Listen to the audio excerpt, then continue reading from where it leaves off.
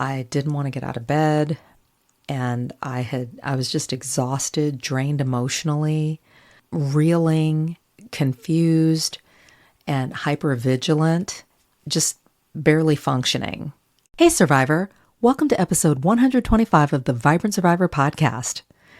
This week, in honor of Earth Day, we're exploring how connecting with nature can be powerful in healing from trauma.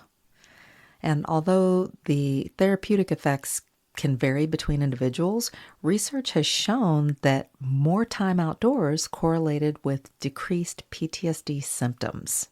So, if traditional gym sessions feel overwhelming to you, boring, ineffective, unappealing, maybe some simple outdoor activities can help you to feel safe, strong, and connected again to yourself and to nature and to others. But first, let's self-regulate with a 4-for-8 breathing exercise, if you'd like. We'll inhale for 4, hold for 4, and exhale for 8. Ready? Inhale, 2, 3, 4, hold, 2, 3, 4, exhale, 2, 3, 4, 5, 6, 7, 8.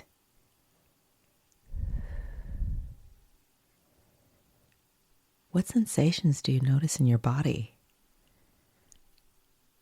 Grab your notebook and pen, and let's dig in. Hey, Survivor. Welcome to the Vibrant Survivor podcast. Do you want to disconnect from a narcissistic or toxic situation and heal? Are you Googling how to identify a narcissist, narcissistic abuse, and boundaries? Are you feeling stressed and lonely while trying to avoid being sucked back in and lied to again? Hey, I'm Lesley. As a busy wife and mom, I fell for the lies and manipulations of narcissists. I wasted my time, talents, and money on users who kept moving the goalposts. I wanted real relationships and business opportunities and to enjoy life with my family. Instead, I struggled with anxiety, panic attacks, and insomnia, and I couldn't trust my body or anybody until I took a holistic approach to healing. In this podcast, you'll find tips for healthy living, trauma healing, and boundaries so that you'll have the freedom, confidence, and inner peace to respond, not react, after narcissistic abuse. Take a deep breath in, let it out slowly, and just relax. This time's for you. Trauma can disconnect you from your body, your environment, and relationships. Relationships with other people, relationship with yourself. And this can make regular gym sessions or more traditional exercising challenging. That's assuming that you are even in a place where you either can or even feel compelled to move your body. It's hard when you are coming out of a traumatic situation, and nature can provide a safe, beautiful, accessible place to reconnect with yourself, with your body, with other people, and really get back to what lights you up. And regardless of how you choose to move, it's important that you go in the strength that you have. What are you working with? And that you have a voice, you have choice, and that you have respect, because you are uniquely you. And everyone handles trauma differently. I remember coming out of a traumatic situation where I literally lost all sensation in my lower half. And I was depressed, discouraged. I didn't want to get out of bed. And I was just exhausted, drained emotionally, reeling, confused, and hypervigilant, just barely functioning. And that is so not like me. It was really hard to do like this formal structured workout, let alone just get out of bed. Can you relate? It took some time, and I had some awesome people in my corner who really encouraged me, who met me where I was, and hung in there with me. And eventually I built up the courage, the strength to just even move around the house. And then I ventured out into the backyard, did a little gardening. Next thing, I jumped on the trampoline a little bit. And eventually I got to a place where I thought, I really want to get some air. I really want to take a walk. I love power walking.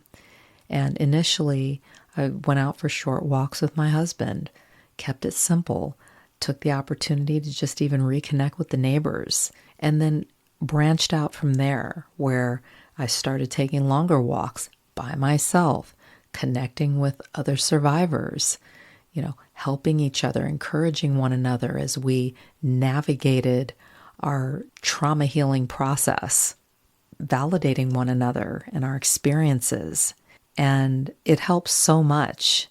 And before I knew it, I was really getting back to the things that I enjoyed and feeling much better. But it wasn't overnight. And I had to really be patient with myself. I had to meet me where I was at. Other people were willing to meet me where I was at, but I had to. Sound familiar? When you are a trauma survivor, you may have some barriers to entry when it comes to outdoor activities. And there's nothing wrong with you. That's not unusual. You may feel unsafe or vulnerable in wide open spaces, even if they are green and colorful and filled with fresh air. That just may not feel safe to you. There may be some kind of association that you have with movement and your past trauma, or some sort of punishment or negative experience that needs to be factored into the equation. You may feel like you have no support, or you may just feel isolated, and that could hinder you in considering or pursuing outdoor activities. And there are some things that you can do to help overcome these challenges. You can start small and just take manageable steps, like I did, literally manageable steps. Went from sort of paralyzed in a sense from the waist down to just even slowly working my way to being able to just even get out of bed and even move across my room. And that was the weirdest sensation. And then choosing safe and familiar environments that are going to work with where you are. And maybe inviting a trusted friend or a member of your support team to join you as you work towards overcoming your challenges. Here are 5 ways that you can reconnect with nature while healing from trauma. 1 is sensory engagement. You can start by looking at natural elements, like listening to the birds and feeling the breeze, looking at the colors around you. What color are the flowers? What shape are they? How do they smell? And really immersing yourself in the beauty that's around you. It may be something that you've taken for granted. Number 2, mindful movement. Take a short walk. That's what I did to get started. I walked out in the backyard. I walked across the room. I was doing something at that point. Maybe do some gentle stretching and see how that feels in your body. Maybe practice some gentle yoga, or take it outside and see how that feels. And really listening to your body and making adjustments where you need to. Number 3, get grounded. You can sit or stand barefoot on the grass or soil to connect physically with the earth. This is also known as earthing. And that can be a powerful way to connect with the earth and identifying the sensations and feeling a lot more grounded, a lot more balanced. Number 4, journaling in nature. You can write and reflect on your experiences out in nature through the written word, or you can draw pictures, doodle, color, and this can help you to become more self-aware, tap into what you're feeling, what you're thinking, and to establish a flow and express yourself freely. And that can be a really powerful way to eliminate blockages and tap into what you're feeling and what you're noticing, and try to put that on paper, whether it's in words or just through pictures. And that can be powerful too when you look at that, and it can really help you to connect to yourself.